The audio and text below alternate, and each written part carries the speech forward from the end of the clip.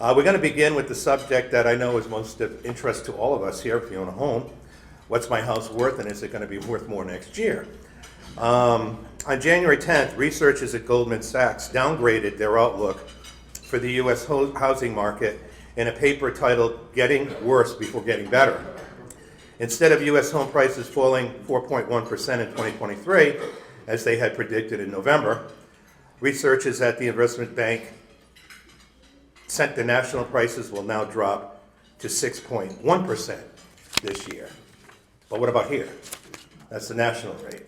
So, to offer his perspective on this topic, we're pleased to have with us Brad O'Connor. Brad was with the Florida Realtors, as I mentioned. It's the state largest trade association with about 200,000 members. As the head of the research department, Brad oversees the production of the association's widely cited monthly housing market statistics, as well as numerous other economic and statistical research projects. His commentary on Florida's real estate markets regularly appears in national daily newspapers around the state and has been featured in many national publications, including Bloomberg, Business Week, the Wall Street Journal, and the Washington Post. He received his bachelor's degree in economics from the Ohio State University and earned his master's and doctoral degrees in economics from Florida State, where his academic research chiefly involved the impacts of land use regulations on housing markets. Prior to joining Florida Realtors, he served as an economic and statistical consultant for the Walt Disney Company in Orlando. Help me in welcoming Brad O'Connor. Yeah, there's been a lot to talk about with housing, and my presentations have been running an hour lately, and I've had to pare it down to 20 minutes. So, at 20 minutes, just tase me or something, and I'll get off the stage. Because I'll probably be going a little frenetically. There's your 30-year fixed mortgage rate going back to 1972 as measured by Freddie Mac's weekly survey that they do of lenders. And you're going to see that, lately it hasn't been that high relative to history, but look at that sharp spike. Let's zoom into that little section of time, that last 10 years or so. The rate hit an all-time low in late 2012 and popped back up in a couple months, but got close again in 2016. But we're talking an all-time low of around 3.3, 3.4%. Okay, to give us a professional take on inflation in the Tampa Bay region and comparing it to the rest of the country, we have with us Dr. Mike Snipes. Mike is an associate professor of instruction of economics at USF Sarasota Manatee campus with a joint appointment in the Muma College of Business. His research area is in tourism, is primary, and its effects on the economy, and he has conducted research on family dynamics and the links between macroeconomic fluctuations and suicide. Pretty tough stuff. He received his MA and PhD from the University of Colorado Boulder and his BA from the University of Texas, Austin. Prior to his arrival here, he taught at Eastern New Mexico University for several years. Please welcome Mike Snipes.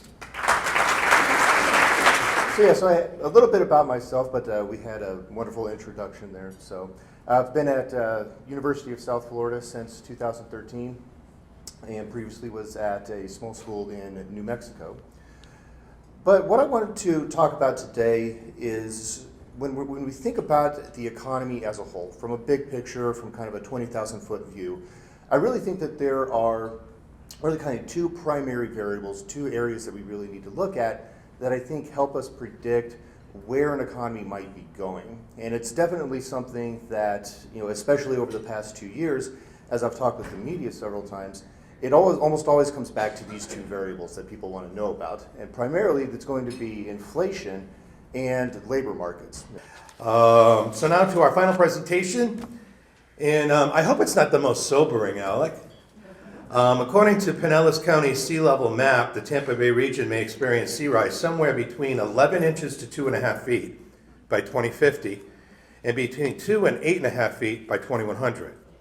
And a report released last spring by the Tampa Bay Partnership found that we'll need to spend close to $13.5 billion to protect against rising seas and frequent flooding before 2070. This is the stuff that our next guest lives and breathes. Dr. Alec Bogdanoff is a policy-trained oceanographer and meteorologist. He's a president and co-founder of Brazaga, a consulting company based in Fort Lauderdale that assists businesses and communities in becoming more resilient to the effects of sea level rise and long-term changes in weather patterns. He has nearly 2 decades of political experience, including managing campaigns and extensive experience in science communications.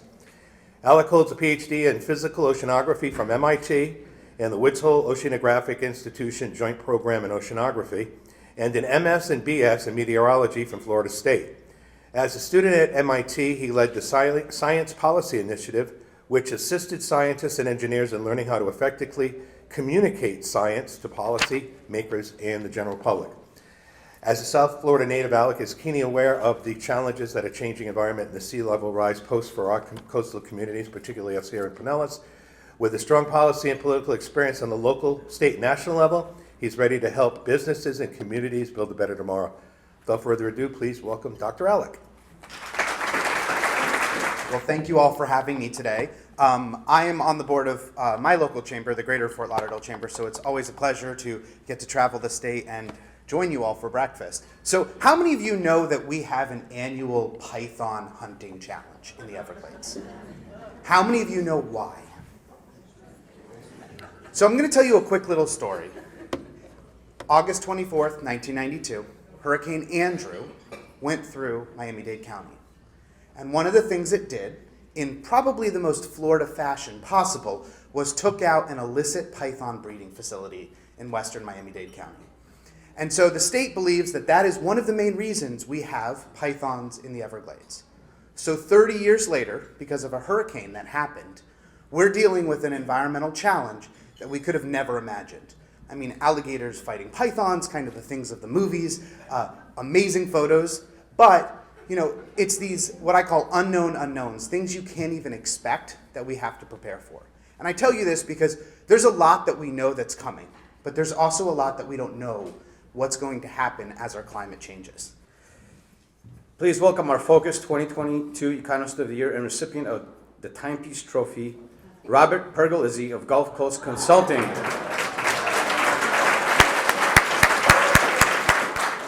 The award reads, "The first step towards creating an improved future is developing the ability to envision it." Congratulations, Robert.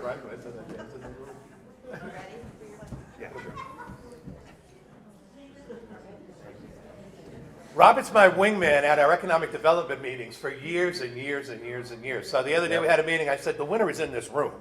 But I didn't say anything else. So it was taken by surprise. Robert, just a couple of words of wisdom to the group here. How did you come up with those numbers? Extremely lucky guesses. That's about it. Maybe it's from attending the monthly meetings at the office all the time. Good. So Great insight. congratulations. He was totally surprised because I just kept saying, someone's in the room, it's in the room. Again, I want to thank you all for being here to Focus 2023. I want to thank again our panelists. I think they did a phenomenal job. Thinking about how much my house is worth and what's going to happen with inflation, and is it worth it, or am I going to be underwater? So I learned a lot today. Please do those surveys. We want to get them all in. We had a lot of them last year. I want to get a lot of them this year. And thank you. Visit our sponsors in the back of the room and thank them as well. Have a great day.